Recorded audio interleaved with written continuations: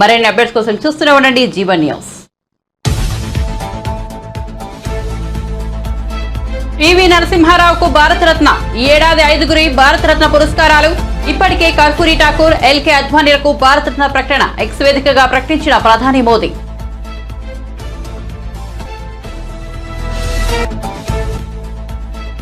ఢిల్లీ పర్యటనకు వెళ్లిన AP CM Jagan. పార్లమెంటులోని ప్రధాని కార్యాలయంలో మోదీతో భేటీ. దాదాపు గంటన్నర పాటు సాగిన సమావేశం అనంతరం నిర్మలా సీతారామన్ ను కలిసిన సీఎం జగన్.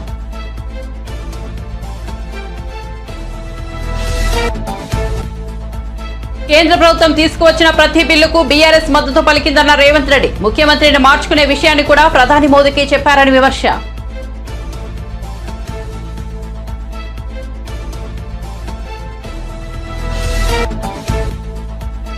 తెలంగాణ అసెంబ్లీలో ఆటో డ్రైవర్ల సమస్యలపై వాడివేడి చర్చ. మహిళలు బస్సులో ఉచితంగా తిరిగితే మీకేంటి సమస్య అని ప్రశ్నించిన మంత్రి సీతక్క.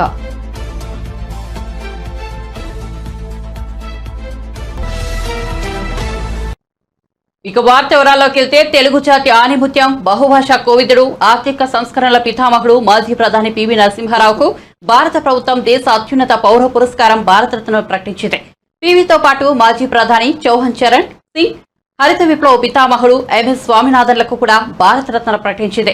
ఈ విషయాన్ని ప్రధాని నరేంద్ర మోదీ ఎక్స్ వేదికగా ప్రకటించారు.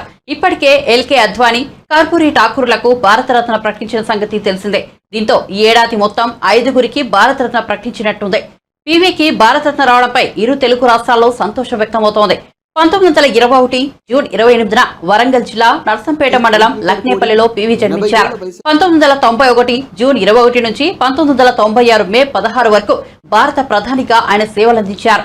1971 సెప్టెంబర్ 30 నుంచి 1973 జనవరి 10 వరకు ఉమ్మడి ఆంధ్రప్రదేశ్ 4వ ముఖ్యమంత్రిగా బాధ్యతలను నిర్వర్తించారు.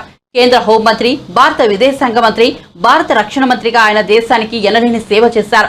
ప్రధానిగా పివి తీసుకొచ్చిన ఆర్థిక సంస్కరణలు దేశ ఆర్థిక స్వరూపాన్ని సమూలంగా మార్చేశాయి. ఈ రోజు భారత్ బలమైన ఆర్థిక శక్తిగా ఎదుగుతుండటం వెనుక ఆయన ఆ రోజు వేసిన పునాదులే కారణం. మాజీ ప్రధాని, తెలుగు జాతి ముద్దుబిడ్డ పివి నరసింహారావుకు భారత ప్రభుత్వం అత్యున్నత పౌర పురస్కారం భారతరత్న ప్రకటించిన సంగతి తెలిసిందే. ఈ నేపథ్యంలో బీఆర్ఎస్ అధినేత కేసీఆర్ సంతోషాన్ని వ్యక్తం చేశారు. తెలంగాణ బిడ్డ, భారత మాజీ ప్రధాని పివి నరసింహారావు గారికి దేశ అత్యున్నత పురస్కారం భారతరత్న దక్కడం సంతోషకరమని ఆయన పేర్కొన్నారు.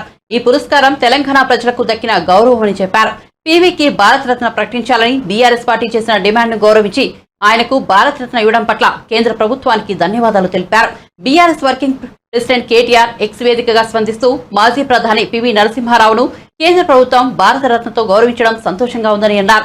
ఈ నిర్ణయం తీసుకున్న ప్రధాని మోదీకి కృతజ్ఞతలు తెలియజేసుకుంటున్నానని అన్నారు. కేసీఆర్ నేతృత్వంలోని తెలంగాణ ప్రభుత్వం పివి శతాబ్ది ఉత్సవాలు నిర్వహించినప్పటి నుంచి ఆయనకు భారతరత్న ఇవ్వాలని కేంద్ర ప్రభుత్వాన్ని తాము డిమాండ్ చేస్తూనే ఉన్నామని పేర్కొన్నారు. భారత మాజీ ప్రధాని పివి నరసింహారావుకు మరణానంతరం భారతరత్న ప్రకటించడంపై టీడీపీ జాతీయ అధ్యక్షుడు చంద్రబాబు నాయుడు సంతోషం వ్యక్తం చేశారు. ఈ నెల ముద్దుబిడ్డ మాజీ ప్రధాని పివి నరసింహారావుకు భారతరత్న ప్రకటించడం ప్రపంచవ్యాప్తంగా ఉన్న తెలుగు వారందరికీ గర్వకారణమని పేర్కొన్నారు. భారతరత్న పురస్కారానికి ఆయన అన్ని విధాల అర్హులని కొనియాడారు. సుప్రసిద్ధ పండితుడు, నాయకుడు, ఆర్థికవేత్త, రచయిత, రాజనీతిజ్ఞుడు, బహుభాషావేత్త, మానవతావాది మన పివి నరసింహారావుని కీర్తించారు. పివి నరసింహారావు దృఢమైన నాయకత్వంలో అంకురించిన ఆర్థిక సంస్కరణలు కష్టకాలంలో దేశాన్ని ముందుకు నడిపించాయని చంద్రబాబు వివరించారు. మహోన్నత భారతదేశానికి ప్రపంచ వేదికపై సమున్నత స్థానం లభించిందంటే అది పివి దార్శనికత వల్లేనని స్పష్టం చేశారు. అనేక సందర్భాల్లో ఆ మహానీయుడిని కలుసుకోవడం తనకు లభించిన అదృష్టంగా భావిస్తానని చంద్రబాబు ఆనందం వ్యక్తం చేశారు. రాష్ట్రం పట్ల, దేశం పట్ల ఆయన ఆలోచన దృష్టి నుంచి స్ఫూర్తి పొందుతుంటానని వివరించారు. దివంగత మాజీ ప్రధాని పివి నరసింహారావుకు కేంద్ర ప్రభుత్వం భారత అత్యున్నత పౌర పురస్కారం భారతరత్నను ప్రకటించింది. ఈ ప్రకటనపై పివి కూతురు బీఆర్ఎస్ ఎమ్మెల్సీ సురభి వాణిదేవి హర్షం వ్యక్తం చేశారు. అసెంబ్లీ మీడియా పాయింట్ వద్ద ఆమె మాట్లాడుతూ పివికి భారతరత్న ఇవ్వడం ప్రధాని నరేంద్ర మోదీ సంస్కారానికి నిదర్శనమన్నారు. పార్టీలకు అతీతంగా పివి సేవలను ప్రధాని మోదీ గుర్తించారని వ్యాఖ్యానించారు. తన తండ్రికి భారతరత్న ఇవ్వడంతో ఆ పురస్కారానికి విలువ పెరిగిందన్నారు. పివి నరసింహారావు ప్రధానిగా బాధ్యతలు చేపట్టే నాటికి దేశం ఆర్థికంగా సంక్షోభంలో ఉందని గుర్తు చేశారు. సమస్యలకు శాశ్వత పరిష్కారాన్ని పివి ఆలోచించారన్నారు. భయం, మొహమాటం లేకుండా ప్రజల సంక్షేమమే ధ్యేయంగా జీవించారని పేర్కొన్నారు. తరతరాలకు సరిపోయే సంస్కరణలను ఆయన తీసుకొచ్చారన్నారు. పీవీకి భారతరత్న దక్కడంపై కుటుంబ సభ్యులు, తెలంగాణ ప్రజలు హర్షం వ్యక్తం చేస్తున్నారన్నారు.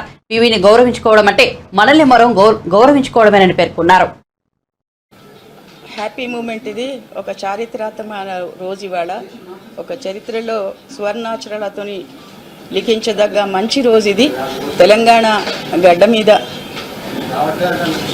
కొట్టిన మన తొలి తెలుగు ప్రధాని కీర్తిశేషులు శ్రీ పివి నరసింహారావు గారికి భారతరత్న అనౌన్స్ చేయడం అనేది చాలా చాలా సంతోషించే రోజు ఈరోజు. దేశ ప్రజలు అందరూ కూడా చాలా సంతోషంగా ఉన్నారు. కంటిన్యూస్గా ఫోన్ కాల్స్ వస్తున్నాయి. ఇప్పుడు భారతరత్న విలువ ఎక్కువైపోయిందేమో పివి గారికి ఇచ్చి అని నేను అనుకుంటాను. తొలి తెలుగు ప్రధాని మన తెలంగాణ నుంచి మొట్టమొదటిసారి, దక్షిణాది నుంచి అప్పటిదాకా ప్రధానినే లేరు మనకు. ఏవైనా ఉత్తరాది వాళ్లే ప్రధానులు, కానీ ఒక తెలుగు వారు కూడా ఒక దక్షిణాది నుంచి కూడా ప్రధానులు కావచ్చు అనే ఒక ఆదర్శప్రాయమైన గొప్ప వ్యక్తి. ఊరికే అలా అవ్వడం, అలా తన టర్మ్ అయిపోయినాక వెళ్ళిపోవడం అని కాకుండా ప్రపంచంలోనే జ్ఞాపకం ఉంచుకునేటువంటి గొప్ప సంస్కరణలు చేశారు ఆయన టైంలో.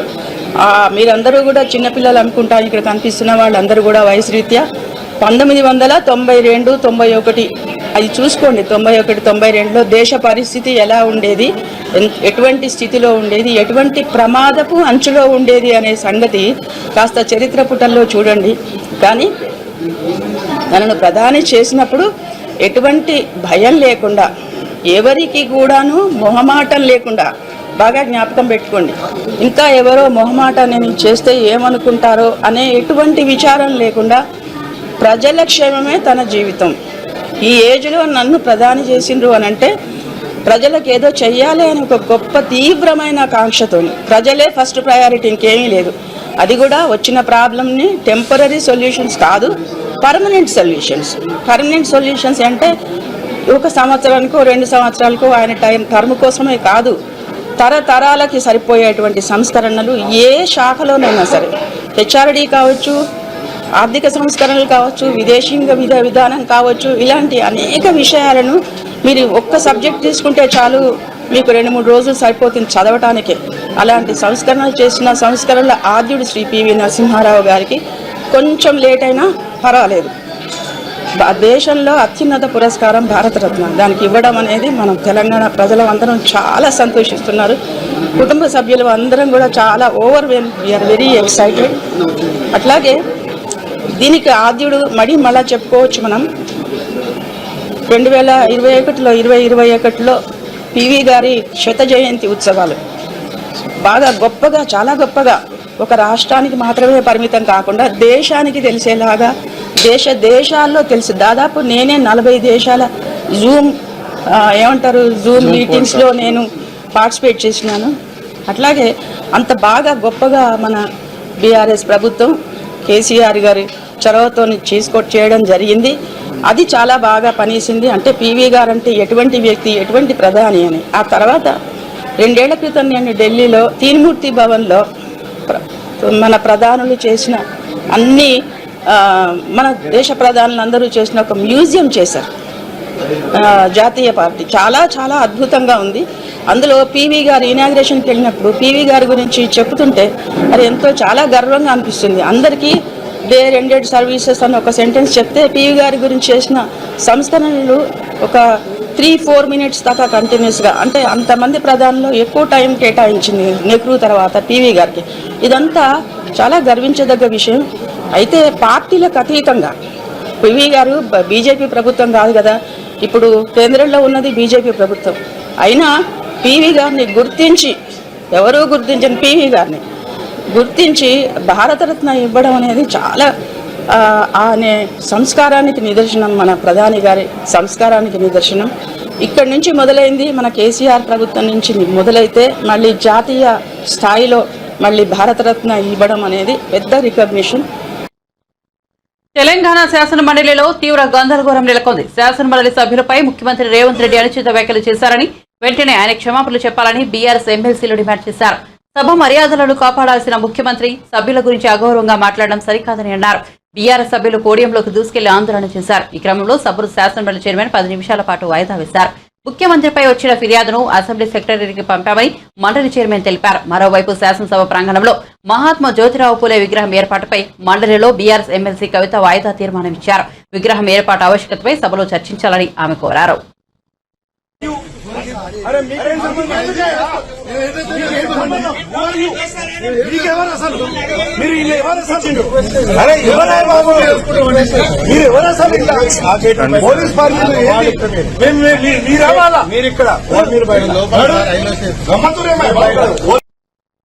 బీఆర్ఎస్ అధినేత కేసీఆర్ కొన్ని విషయాలను ఆ పార్టీ నేతలకు చెబుతారు, మరికొన్నింటిని దాచిపెడతారని సీఎం రేవంత్ రెడ్డి అన్నారు.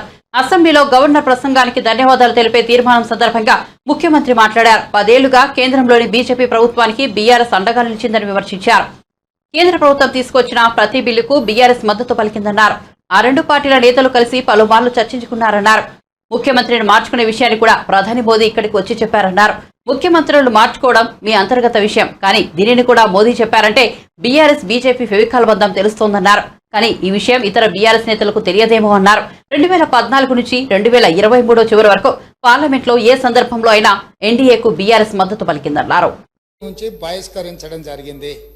ఆ సందర్భంగా ఎమ్మెల్యేలు ఏం చెప్పిందంటే, అయ్యా మీ అల్లుడు గారే మమ్మల్ని ఇక్కడ ఓటేయమని చెప్తే మేము పోయి అక్కడ ఓటేసినాము, ఓటేయమన్నా మీ అల్లుడినేమో ఇంట్లో పెట్టుకున్నావు, మమ్మల్ని పార్టీ నుంచి ఎట్లా బహిష్కరిస్తామని వాళ్ళు మాట్లాడడంతో తిరిగి 2014లో వారికి టికెట్లు ఇవ్వడం జరిగింది. నెంబర్ 1. నెంబర్ 2, 2014 నుంచి 2023 వరకు పార్లమెంటులో ఏ సందర్భం వచ్చినా అధికారికంగా అక్కడ రికార్డులు ఉన్నాయి. కావాలంటే వారి పెద్దలు పోచారం శ్రీనివాసరెడ్డి గారు, నామ నాగేశ్వరరావు గారికో లేకపోతే కేశవరావు గారికో వారు అడిగితే ఎన్ని బిల్లులు వచ్చినప్పుడు లోక్సభలో కానీ రాజ్యసభలో కానీ వారు ఎవరి పక్షాన నిలబడి ఎవరికి మద్దతు పలికినరో అక్కడ సజీవంగా సాక్ష్యాలు ఉంటాయి. 3 తలాక్ కావచ్చు, 370 ఆర్టికల్ కావచ్చు, రైతు వ్యతిరేక నల్ల చట్టాలు కావచ్చు, జీఎస్టీ కావచ్చు, నోట్ల రద్దు కావచ్చు, ఇట్లా చెప్పుకుంటూ వెళ్తే కొన్ని వందల బిల్లులు లోక్సభలో రాజ్యసభలో వచ్చినప్పుడు టిఆర్ఎస్ పార్టీ స్పష్టంగా ఒక సందర్భంలో రాజ్యసభ సభ్యుడు అక్కడ బిల్లు ఉన్నదంటే ప్రత్యేకమైన విమానం వేసుకొని పోయి మోడీ గారికి అనుకూలంగా ఓటేయడం జరిగింది. Bharatiya Janata party, BRS, BJP ఒకే రకమైన ఆలోచన విధానంతో గత 10 సంవత్సరాలు ప్రభుత్వాలను కలిసి నడుపుకున్నారు. వాళ్ళిద్దరు కలిసి చర్చించుకున్నారు. ఇంతెందుకు వాళ్ళ పార్టీ అంతర్గత విషయం ముఖ్యమంత్రి గారిని మార్చాలని ఇక్కడ చాలా మంది మాజీ మంత్రులు చంద్రశేఖరరావు గారిని దించేసేయాలి, తారక రామారావు గారిని ముఖ్యమంత్రిని చేయాలని చెప్పి ఆ మంత్రివర్గంలో ఉన్న వాళ్ళే చంద్రశేఖరరావు గారి మీద అవిశ్వాసం ప్రకటించి తారక రామారావు గారిని ముఖ్యమంత్రిని చేయండి అని వాళ్ళు మాట్లాడినరు. వాళ్ళందరూ ఒత్తిడి తట్టుకోలేక చంద్రశేఖరరావు గారు వెళ్ళి నరేంద్ర మోడీ ప్రధానమంత్రిని కలిసి నేను అక్కడి నుంచి మా వాళ్ళు తప్పుకోమంటుండ్రు, తప్పుకుంటా తారక రామారావు గారిని తెలంగాణ రాష్ట్రానికి ముఖ్యమంత్రిని చేస్తా, మీరు నాకు అనుమతి ఇవ్వమని అడిగినరని, నేను వారసత్వ రాజకీయాలు లేకపోతే రాచరికాలను నేను సమర్థించను, నేను వ్యతిరేకిస్తున్నా, అది ఎలా సాధ్యమో అని నేను చంద్రశేఖరరావును నిలదీసినని భారత ప్రధానమంత్రి తెలంగాణ రాష్ట్రానికి వచ్చినప్పుడు స్పష్టంగా ప్రకటన చేసిండు. ఇప్పుడు పెద్దలు శ్రీనివాసరెడ్డి గారిని నేను అడుగుతున్నా, మీకు ఎలాంటి సంబంధాలు లేకపోతే, అనుబంధం లేకపోతే, ఆయన అనుమతితోనే మీరు నిర్ణయాలు తీసుకోకపోతే మీ పార్టీ అంతర్గత వ్యవహారం ముఖ్యమంత్రిని మార్చుకోవడం అనేది, అట్లాంటి విషయం కూడా మోడీ గారి అనుమతిని అడిగిందంటే మీ బంధం ఫెవికల్ బంధం. ఒకవేళ మీకు కేసీఆర్ గారు చెప్తుండ్రో లేదో వాస్తవాలు ఒక్కసారి ఇప్పుడు నేను చెప్పిన చరిత్రను మొత్తము వారు తెలుసుకోవాల్సిందిగా నేను కోరుతున్నా. మీకు కొన్ని చెప్తాడు, కొన్ని దాస్తాడు. కాబట్టి దాచినవి మీకు ఒకవేళ ఎప్పుడైనా ఢిల్లీ పర్యటనకు వెళ్లిన ఏపీ సీఎం జగన్ ప్రధాని నరేంద్ర మోదీతో భేటీ అయ్యారు. ప్రధానికి శాల్వా కప్పి సత్కరించారు. ఆయనకు వెంకటేశ్వర స్వామి ప్రతిమను బహూకరించారు. ప్రధానితో సీఎం జగన్ సమావేశం దాదాపు 1.5 గంటల పాటు సాగింది. విభజన హామీలు, ఏపీకి రావాల్సిన పెండింగ్ నిధులు, తాజా రాజకీయ పరిణామాల గురించి సీఎం జగన్ ప్రధాని మోదీతో చర్చించినట్టు తెలుస్తోంది. ఈ సమావేశానికి పార్లమెంట్లోని ప్రధాని కార్యాలయం వేదికగా నిలిచింది. ప్రధానితో సమావేశం అనంతరం సీఎం జగన్ పార్లమెంట్లోని ఆర్థిక శాఖ కార్యాలయానికి వెళ్లారు. అక్కడ కేంద్ర ఆర్థిక శాఖ మంత్రి నిర్మలా సీతారామన్ కలిశారు. రాష్ట్రానికి రావాల్సిన నిధులు, పెండింగ్ బకాయిల గురించి చర్చించారు.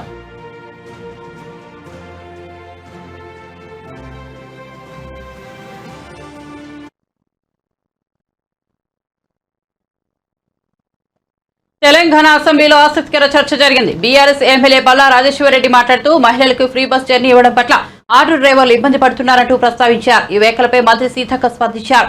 పేద మహిళలు ప్రయాణించేది ఆర్టీసీ బస్సులోనే అని, అలాంటి పేద మహిళలకు ఆర్టీసీ బస్సుల్లో ఉచిత ప్రయాణం కల్పిస్తే బీఆర్ఎస్ పార్టీ ఎమ్మెల్యేలు ఎందుకు ఏడుస్తున్నారని ప్రశ్నించారు. ఆమె మహిళలకు ఫ్రీ బస్సు ఉండాలా వద్దా అనే విషయంపై బీఆర్ఎస్ ఎమ్మెల్యేలు క్లారిటీ ఇవ్వాలని, పేద మహిళలకు ఎందుకు ఫ్రీ బస్సు జర్నీ వద్దని ఎందుకు అంటున్నారో చెప్పాలని డిమాండ్ చేశారు మంత్రి సీతక్క.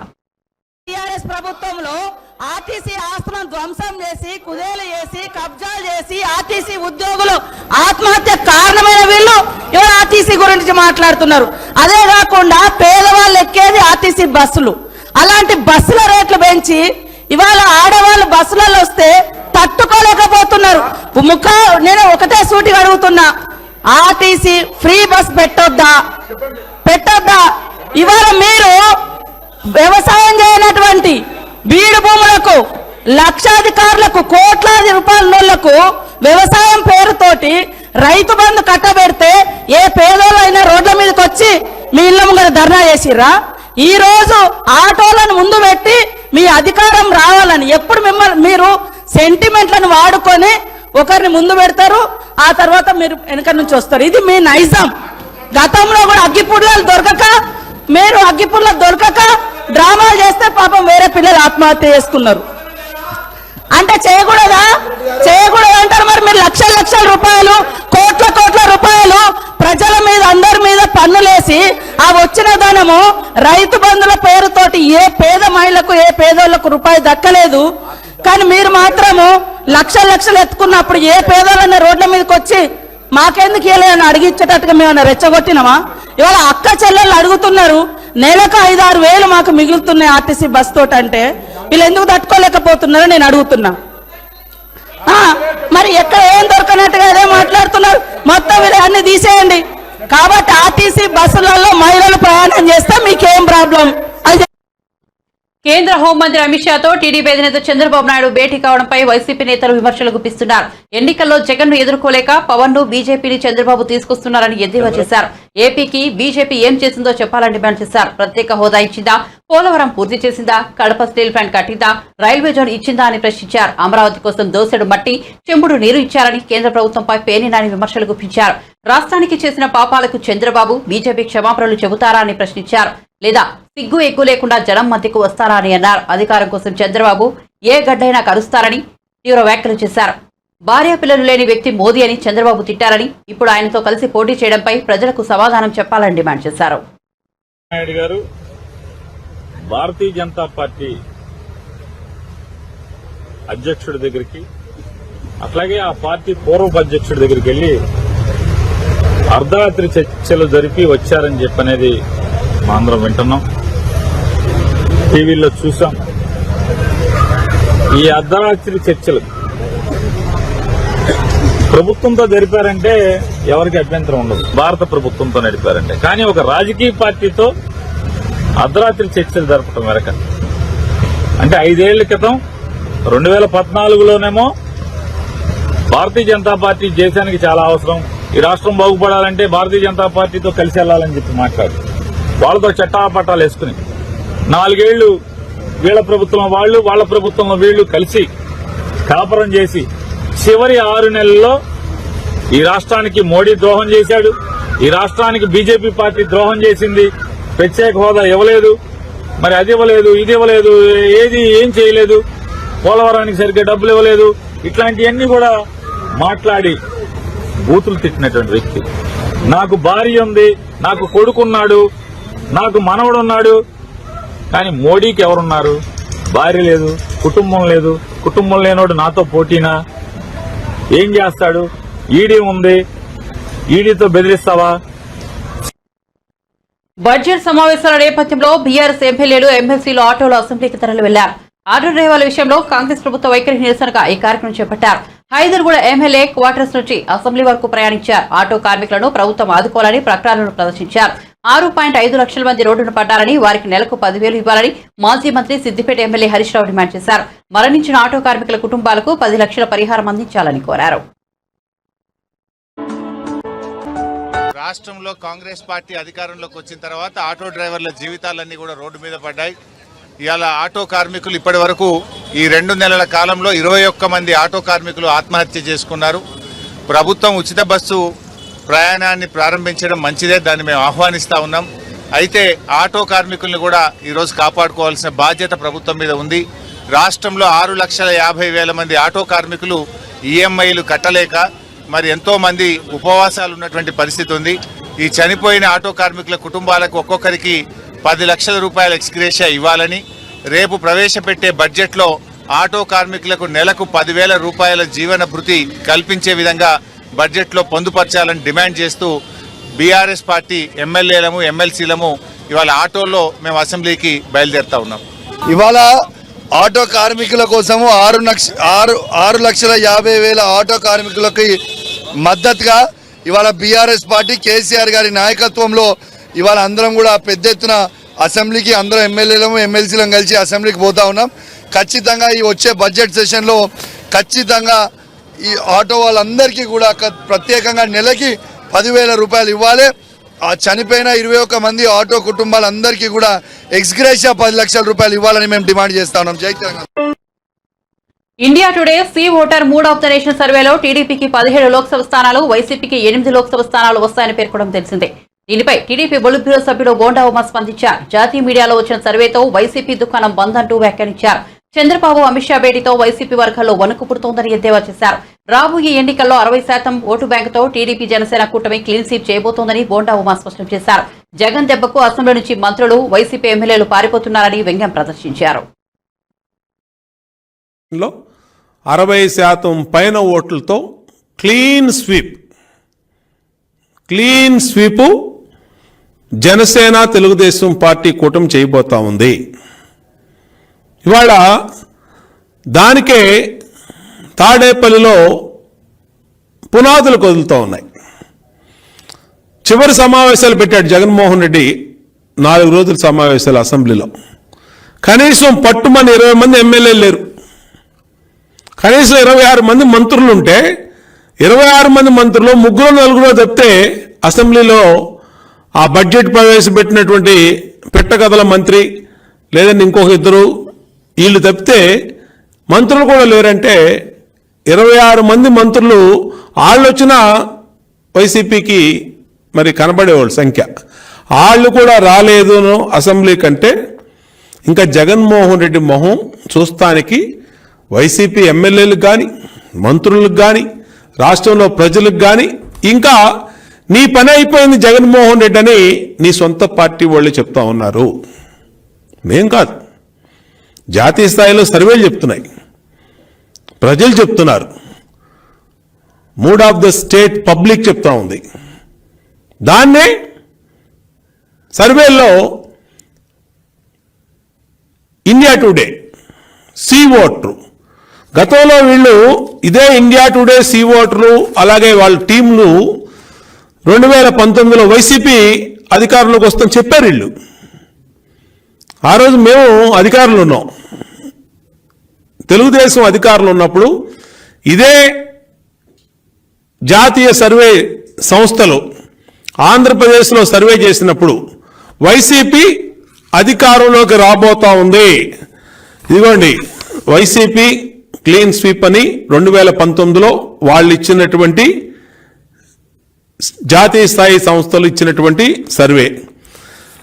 ఇవాళ సాక్షి పత్రిక, ఈరోజు సాక్షి పత్రిక పేపర్ ఇది, సి ఓటర్కి నేతి బీర సర్వే అంటే వైసీపీ గెలుస్తుందంటేనేమో సూపరాళ్ళు, లేకపోతేనేమో పాపరు. ఈ విధంగా సజ్జల రామకృష్ణారెడ్డి, ఎందుకంటే ఈ సలహాదారులు మరి 140 కోట్లు సజ్జల రామకృష్ణారెడ్డి మేసేశాడు.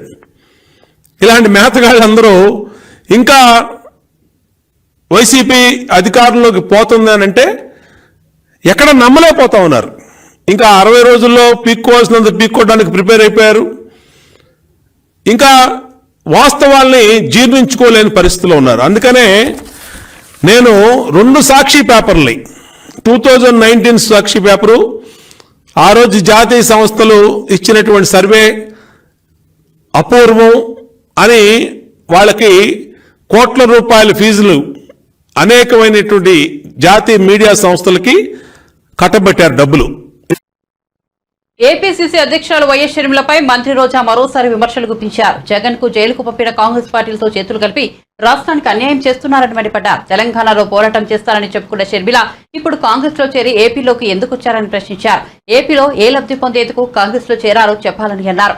వైఎస్ఆర్ బతుకుంటే కాంగ్రెస్ పై ఉమ్మి వేసేవారని షర్మిల అన్నారని, ఇప్పుడు ఏ మొహం పెట్టుకుని ఆ పార్టీలో చేరారని ప్రశ్నించారు. షర్మిలకు ఒక సలహా ఇస్తున్నారని, తెలంగాణలో కూడా కాంగ్రెస్ ప్రభుత్వం ఉందని, తెలంగాణ నుంచి ఏపీకి రావాల్సి 6,000 కోట్లను తీసుకురావాలని రోజా చెప్పారు. ఏపీకి రావాల్సిన 1,80,000 కోట్ల ఆస్తులను రాబట్టాలని అన్నారు. విశాఖలో మీడియాతో మాట్లాడుతూ ఆమె వ్యాఖ్యలు చేశారు.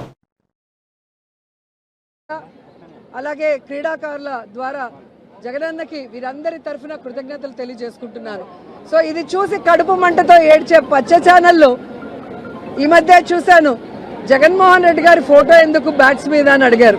ఒక ప్రభుత్వం చేసే కార్యక్రమం మీద ముఖ్యమంత్రి జగన్మోహన్ రెడ్డి గారి ఫోటో కాకుండా దిష్టిబొమ్మ అయిన చంద్రబాబు నాయుడు ఫోటో పెడతారా అని నేను అడుగుతున్నా.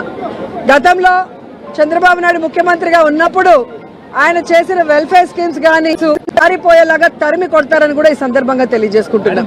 పారిపోయే ఒకసారి ఆవిడ ఇప్పుడు ఏ పార్టీలో ఉందో ఒకసారి గమనించాలి. ఈ రాష్ట్రాన్ని విడగొట్టింది కాంగ్రెస్. ఈ రాష్ట్రానికి ప్రత్యేక హోదా లేకుండా చేసింది కాంగ్రెస్. ఈ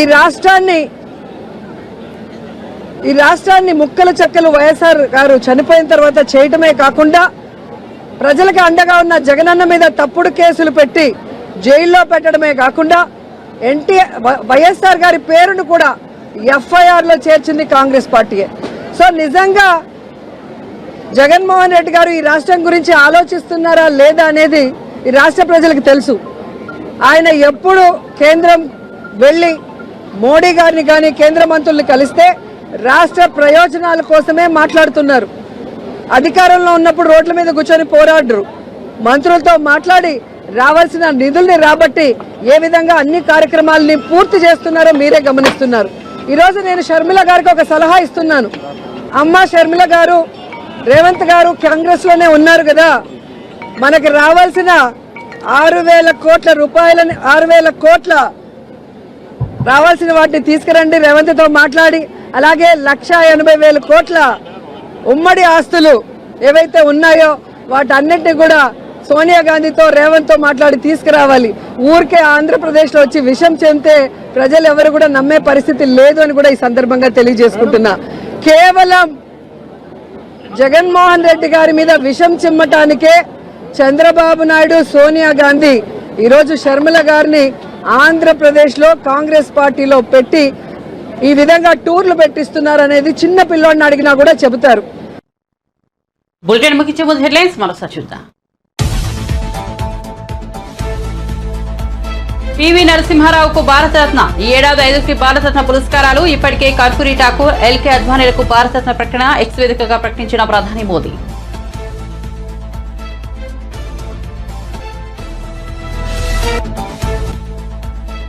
ఢిల్లీ పర్యటనకు వెళ్లిన ఏపీ సీఎం జగన్ పార్లమెంట్లోని ప్రధాని కార్యాలయంలో మోదీతో భేటీ. దాదాపు గంటన్నర పాటు సాగిన సమావేశం అనంతరం నిర్మలా సీతారామన్ను కలిసిన సీఎం జగన్.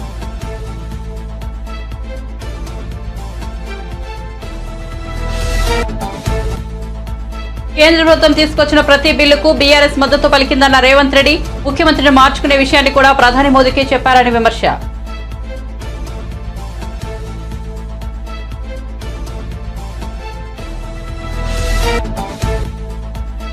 తెలంగాణ అసెంబ్లీలో ఆటో డ్రైవర్ల సమస్యలపై వాడివేడి చర్చ. మహిళలు బస్సుల్లో ఉచితంగా తిరిగితే మీకేంటి సమస్య అని ప్రశ్నించిన మంత్రి సీతక్క.